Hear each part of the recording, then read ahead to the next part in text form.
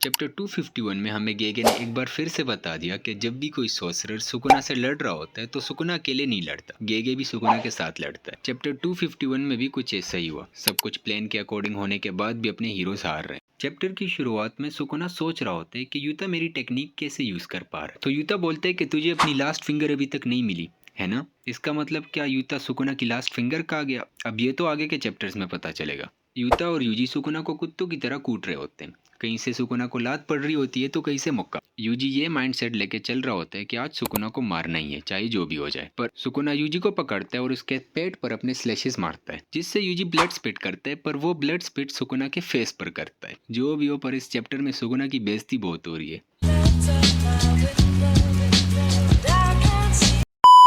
Utah भी अपने हाथ थोड़े गर्म करता है और सुकुना को एक दो पंचेस मारता है। इसके बाद रीका सुकुना को पैर से पकड़ती है और जमीन पर मारती है। पर हिट करने से पहले यूजी सुकुना को चेहरे पर एक किक मारता है।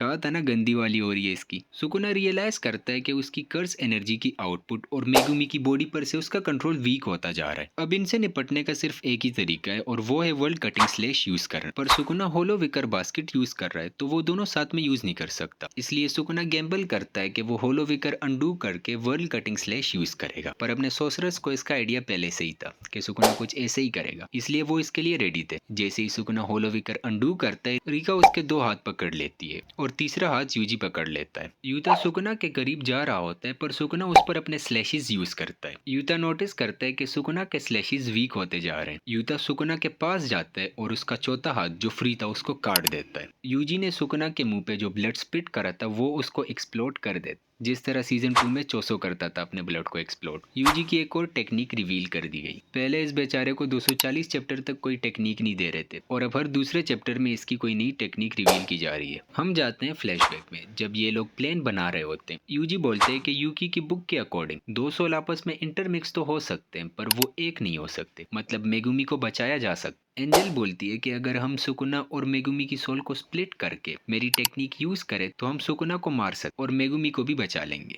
हम वापस आते हैं प्रेजेंट में। रीका और यूजी ने सुकुना को पकड़ रखा है और यूता मैक्सिमम आउटपुट पर जेकोब्स लेटर यूज करके सुकुना को जला हुआ पकौड़ा बना देता है। आई मीन लिटरली जला हुआ पकौड़ा। ठीक है, समझ गया समझ गया। फिर यूजी अपनी सोल वाली पावर यूज करके मेगुमी की सोल के पास पहुंचता है। मेगुमी की सोल होपलेस पड़ी होती है और मेगुमी की जिंदा रहने की विल खत्म हो चुकी है। वो यूजी को बोलते हैं कि तुम चले जाओ, मेरे को जिंदा नहीं रहना। सुकुना ने मेगुमी की बॉडी यूज करके जो जो कांड किए हैं ये तो होना ही था, पर इतने टाइम में सुकुना खुद को हील कर लेता है और वर्ल्ड कटिंग स्लैश यूज करके यूता और यूजी दोनों को काट देता है। यहाँ पर गेगे ने अपनी आरसीटी यूज करके सुकुना को हील करा, वरना वो अपनी आरसीटी यूज करके इतनी जल्दी हील तो हो नहीं सकता था। यूता का डोमेन टूटने लगता है, पर यहाँ हमें एक सरप्राइज एंट्री देखने को मिलती है। माकी सुकुना को पीछे से सोल स्प्लिटिंग कटाना से स्टेप कर देती है और यहीं पर चैप्टर खत्म हो जाता है।